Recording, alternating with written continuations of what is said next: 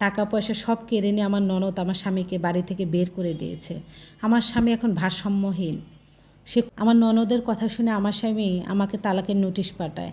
বেড়াতে গিয়ে আমার ননদের কথা শুনে আমার স্বামী তালাকের নোটিশ পাঠায়। তালাকের নোটিশ পেয়ে আমি ঢাকা থেকে বাড়িতে ছুটে যাই আমার স্বামীর কাছে, যে বলি, বেড়াতে এসে কেন তুমি আমাকে তালাক দিলে?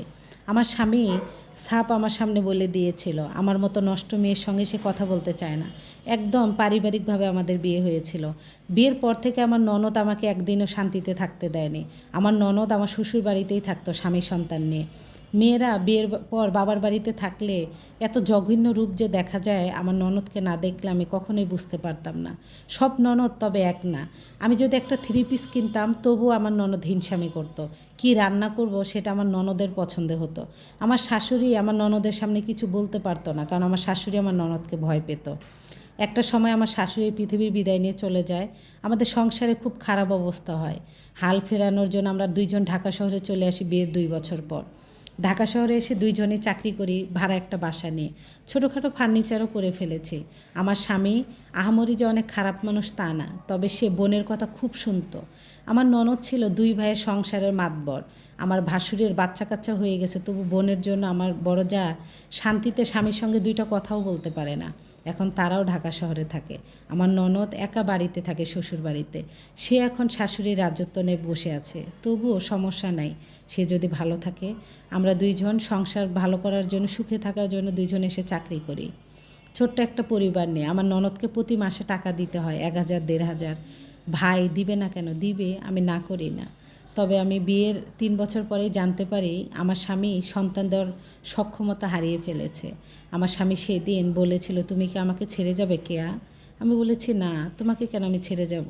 মানুষ একটা সময় সন্তান, মা বাবা সবাই চলে যায়, কিন্তু স্বামী যতদিন বেঁচে থাকে স্ত্রী পাশে থাকে। আমি তোমাকে রেখে যাব? সন্তান নাই বিধায় কি স্বামী স্ত্রীর সম্পর্ক থাকতে পারে না? আমি তোমাকে রেখে কখনো যাব না। আমার স্বামী সত্যি আমাকে অনেক ভালোবাসতো। তবে মাঝে মাঝে আমার ননদের কথা, আমার স্বামী আমার উপরে খুব খারাপ ব্যবহার করতো, আমার শরীরে হাতও তুলতো। আমার ননদ বলতো আমার স্বামী নাকি বইয়ের কথায় উঠে বসে। তার বাবা মা এখন কেউই নেই। আচ্ছা বলেন তো, বইয়ের কথা শোনা তাহলে কি অপরাধ, না বোনের কথা শুনতে হবে? তাকে যে দেখতো না, খাওয়াতো না তা কিন্তু না। যখনই আমার স্বামী 1 মাস পর পর গ্রামে যেত, তাদের জন্য কত কিছু নিয়ে যেত, তবু আমার ননদের আমি মন পাইনি।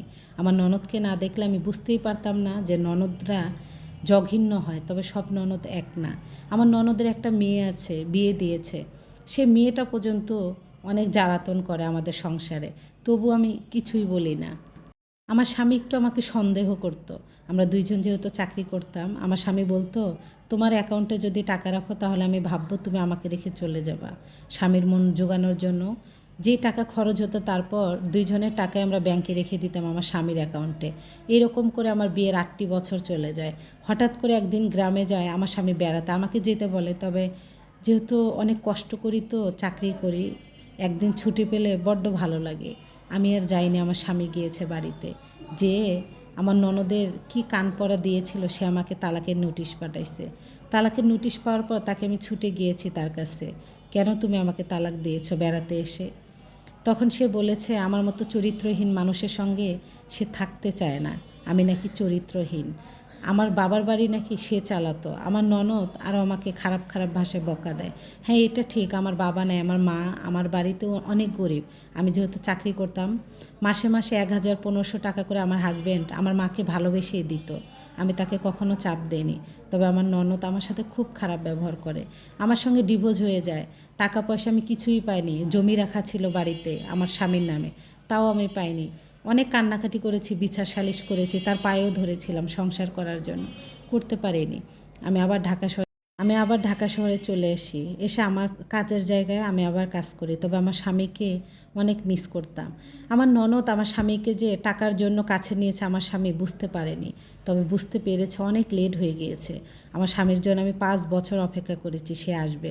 একটা সময় আমার চাচারা, আমার ভাই, আমার মারা আমাকে বিয়ে দিয়ে দেয়, কারণ আমাকে দেখবে কে সারা জীবন।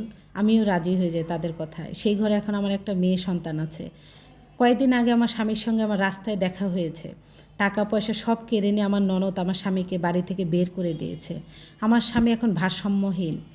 সে কুলির কাজ করে, ঠিকভাবে মানুষ চিনতেও পারে না, কিন্তু আমি চিনেছি। একসময় স্মার্ট মানুষটা, সুন্দর মানুষটা শুধু বোনের জন্য আজ বোন তাকে পাগল বানিয়ে ছেড়েছে। মা বাবা না থাকার পর স্ত্রীর মতো আপন কেউ হয় না। ভাই বোন সবাই স্বার্থের জন্য পিছু টান দেবে, কিন্তু আপনার স্ত্রী কখনো পিছু টান দিবে না। মা বাবার পর যদি কারো স্থান হয় সেটা হলো স্ত্রীর।